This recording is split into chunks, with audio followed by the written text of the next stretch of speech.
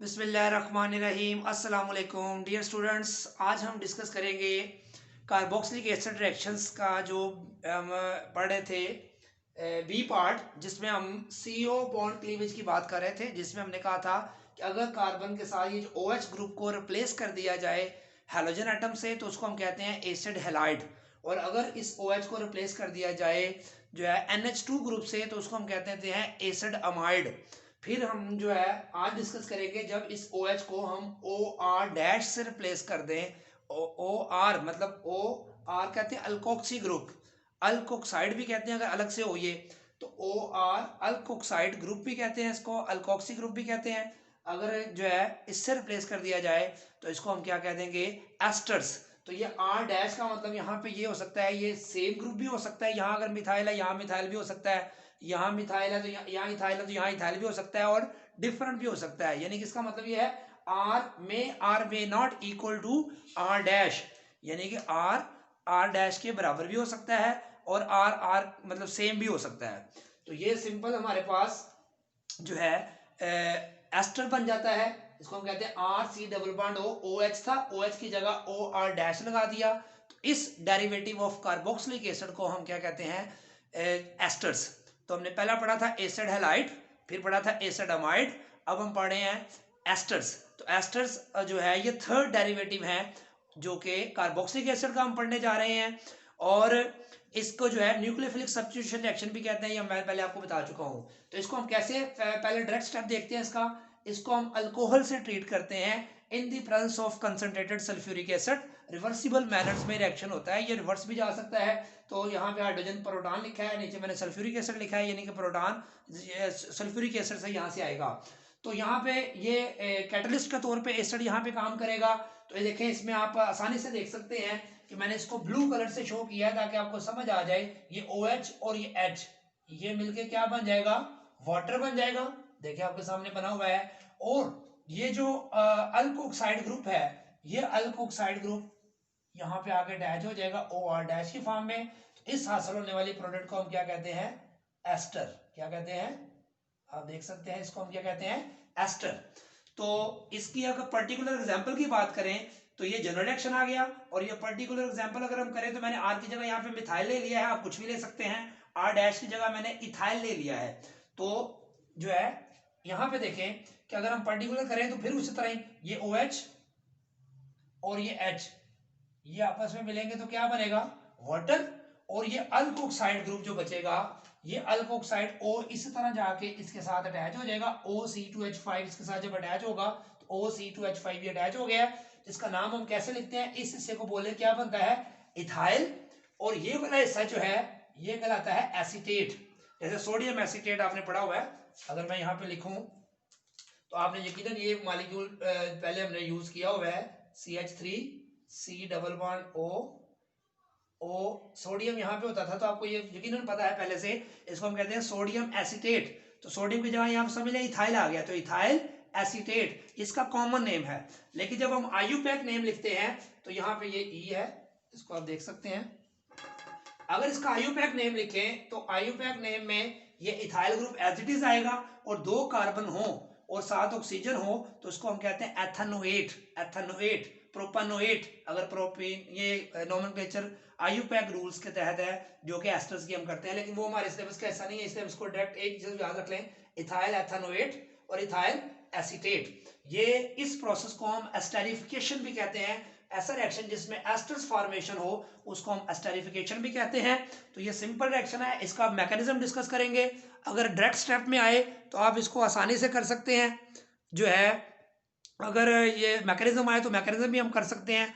तो हम मैकेनिज्म करते हैं, आप इसका हम, तो भाई जैसा कि मैं पहले बता चुका हूँ कि एसिड कैटालिस्ट में रिएक्शन होता है। तो यहाँ पे एसिड का जो प्रोटॉन है, तो पहला स्टेप इसमें जो होगा वो प्रोटोनेशन होगी।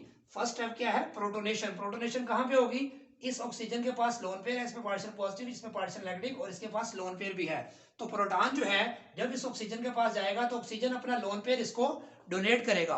जब ऑक्सीजन अपना लोन पेयर इसको डोनेट करेगा तो हर ऑक्सीजन के ऑलरेडी डबल बॉन्ड तो है, तो ये तीसरा बॉन्ड इसके साथ बनाएगा OH, डबल बॉन्ड ये भी, और इसके साथ भी जब बॉन्ड बनाएगा तो इसके ऊपर पॉजिटिव चार्ज आ जाएगा। ये अमाइड के मैकेनिज्म में मैं आपको तफसील से समझा चुका हूं कि जब भी ऑक्सीजन 3 बॉन्ड बनाएगा, जब भी कोई ऑक्सीजन एटम 3 बॉन्ड बनाएगा तो उस पर पॉजिटिव चार्ज आएगा।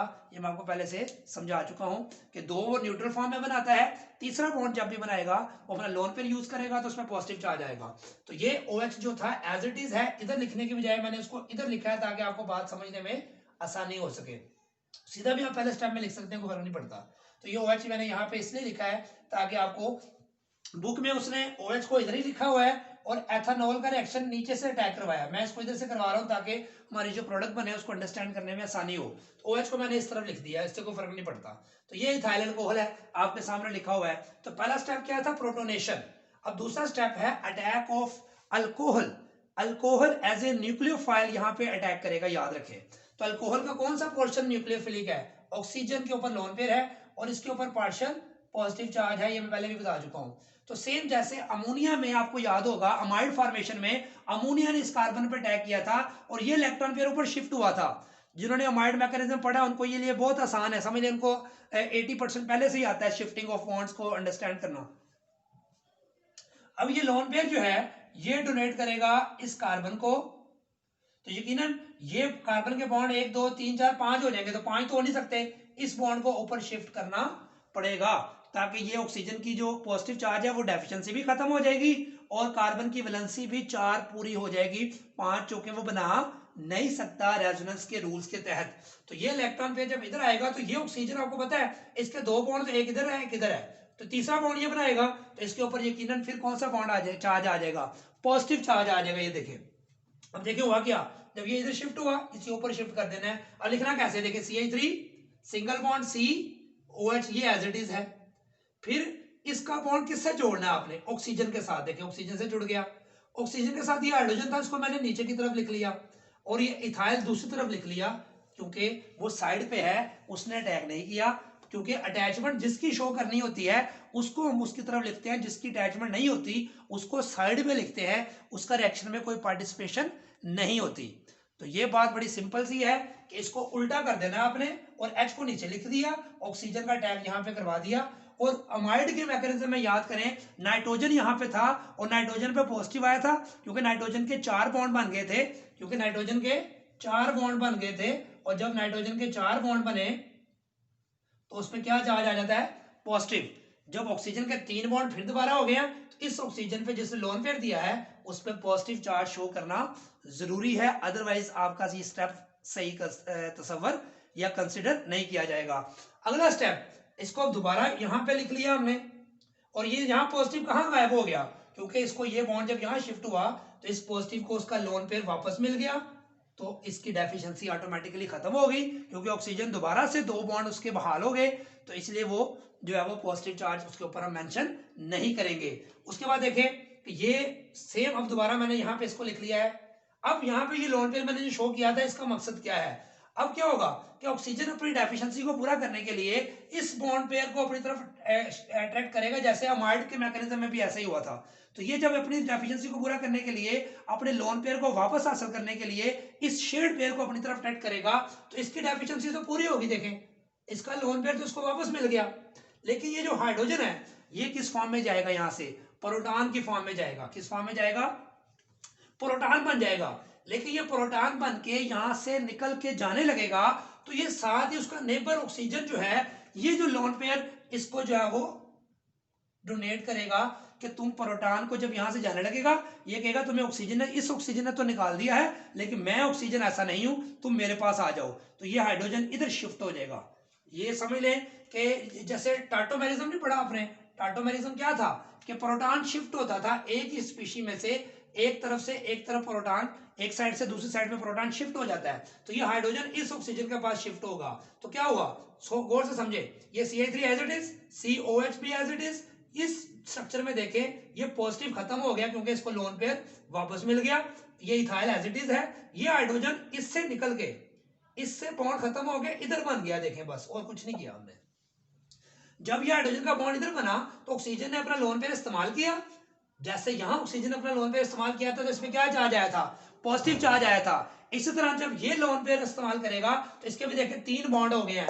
जब जब ऑक्सीजन के 3 बॉन्ड होंगे, जब जब ऑक्सीजन के 3 बॉन्ड होंगे उस पे पॉजिटिव चार्ज लाजमी आएगा। ये बात आपने याद रख लें, यहां फिर पॉजिटिव चार्ज आ गया है।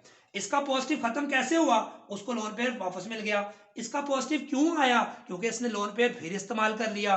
तो ये हमारे पास, ये स्टेप को मैंने दोबारा यहाँ पे लिख दिया है, लेकिन यहाँ 2H है, उसको इकट्ठा करके लिख दिया OH2। इकट्ठा करके क्या लिख दिया, OH2। OH2 इकट्ठा किया है, क्योंकि ओपन करने की जरूरत कब पड़ती है, जब हमें कुछ चीज समझानी होती है। अब मैंने समझा दी बात, अब इकट्ठा करके लिख दिया, इससे कोई फर्क नहीं पड़ता। दूसरा मैंने ये OH को ओपन करके लिखा है, दरमियान में बॉन्ड था, लेकिन जब जरूरत नहीं होती तो हम बॉन्ड ओपन करके नहीं लिखते, जब जरूरत पड़ती है तो उसको हम ओपन करके लिख लेते हैं। अंडरस्टूड है, इसका मतलब भी वही है, इसका मतलब भी वही है। अब यहाँ पे क्या होगा, गौर से देखिए जरा, इसमें आप देख सकते हैं कि ये OH2 के ऊपर पॉजिटिव है। अब फिर क्या होगा, अब ये ऑक्सीजन फिर कहेगा कि मैंने अपने पॉजिटिव चार्ज को स्टेबलाइज करना है, तो अब हाइड्रोजन को नहीं निकालेगा, क्योंकि हाइड्रोजन को तो उसने खुद ही कहा है कि मेरे पास आ जाओ। अब खुद ही बुला के तो खुद ही को तो नहीं निकाल देगा उसको, वो कहेगा इस कार्बन से मैं इलेक्ट्रॉन पेयर को, ये जो इलेक्ट्रॉन पेयर है इसको अपनी तरफ अटैच करेगा, ताकि मैं अपनी डेफिशिएंसी को पूरा कर लूं। क्योंकि अगर ये इलेक्ट्रॉन पेयर को अपनी तरफ अटैच करेगा, इस पॉजिटिव चार्ज की डेफिशिएंसी पूरी हो जाएगी, और ये H2O बेटर लिविंग ग्रुप, क्योंकि वाटर स्टेबल होता है, ये स्टेबल होकर यहां से निकल जाएगा। लेकिन जो ही ये इलेक्ट्रॉन पेयर लेके निकलेगा, कार्बन के कितने बॉन्ड रह जाएंगे पीछे, 3 बॉन्ड रह जाएंगे कार्बन के, तो कार्बन तो अनस्टेबल हो जाएगा। तो फिर ये वाला बॉन्ड याद रखें इधर शिफ्ट होगा दोबारा, यानी कि ये इलेक्ट्रॉन पेयर लेके ऑक्सीजन जब यहां से निकलेगा, कार्बन फिर होना शुरू कर देगा, लेकिन ऑक्सीजन कहेगा तुम परेशान ना हो, क्योंकि ये प्रोटॉन मेरे बाहर से आया था मेरे पास, इसको मैं निकाल देता हूं, कार्बन को जो फैमिली का मेंबर है उसको मैं अनस्टेबल नहीं कर सकता।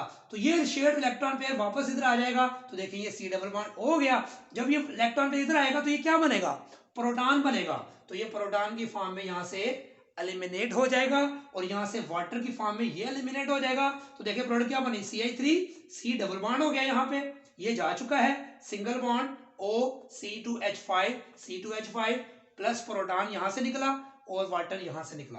तो फाइनल स्टेप में क्या हुआ, 2 चीजें एलिमिनेट हुई हैं, रिमूव हुई हैं। कौन कौन सी, एक प्रोटॉन यहां से और एक वाटर यहां से। प्रोटॉन H पॉजिटिव जो कि कैटलिस्ट था, आपको पता है कैटलिस्ट रिएक्शन के एंड पर रीजनरेट हो जाती है। तो देखें रिएक्शन में वो केमिकली पार्टिसिपेट उसने नहीं किया, फिजिकली जो एंड पे रिएक्शन क्या होता है वो रीजनरेट हो जाती है। ये प्रोटॉन कैटलिस्ट था, रीजनरेट हो गया, प्लस वाटर। तो ये जो प्रोडक्ट हमारे पास बनी है इसको हम क्या कहते हैं, इथाइल एसीटेट या इथाइल एथेनोएट। तो ये मैंने आपको एस्टर्स का मैकेनिज्म समझा दिया है, इसमें कोई मुश्किल बात नहीं है। अगर आपने अमाइड का मैकेनिज्म और एसिड हैलाइड का मैकेनिज्म अच्छी तरह किया हुआ है, तो इसमें शिफ्टिंग ऑफ बॉन्ड जो अमाइड वाले की और एस्टर वाले की ऑलमोस्ट सेम है। यहाँ अमोनिया का अटैक हुआ था, अब अल्कोहल का करवाया है। यहाँ नाइट्रोजन पे पॉजिटिव आया था, यहाँ ऑक्सीजन पे पॉजिटिव आ रहा है। देखिए वही फिर शिफ्टिंग यहाँ पे प्रोटॉन की यहाँ हुई थी, ये सेम स्टेप है। वाटर की रिमूवल का स्टेप अमाइड में भी सेम था, यहाँ भी सेम था, और वहां पे नेगेटिव चार्ज वापस शिफ्ट हुआ था, यहाँ ये शेयर्ड इलेक्ट्रॉन पेयर वापस शिफ्ट होके जो है वो प्रोटॉन यहाँ से रिमूव हो जाएगा। उम्मीद है कि आपको ये मैकेनिज्म समझ आया होगा। इसकी प्रैक्टिस जब तक नहीं करेंगे 2-3 दफ़ा लिखकर लेक्चर सुनने के बाद, तब तक आप उसमें एक्सपर्ट नहीं होंगे। Most important mechanism of carboxylic acid chapter का अगर मैं कहूँ तो 3 मैकेनिज्म्स हैं, एक एसिड हैलाइड वाला, एक अमाइड फॉर्मेशन और एक जो है एस्टर्स फॉर्मेशन। तो दुआओं में याद रखना है आपने, और चैनल को अगर सब्सक्राइब नहीं किया तो सब्सक्राइब जरूर करें, अपने फ्रेंड्स में शेयर करें, कमेंट्स जरूर दीजिएगा। अब इसका स्क्रीनशॉट ले लें और इसकी प्रैक्टिस करनी है आपने। अल्लाह हाफिज़।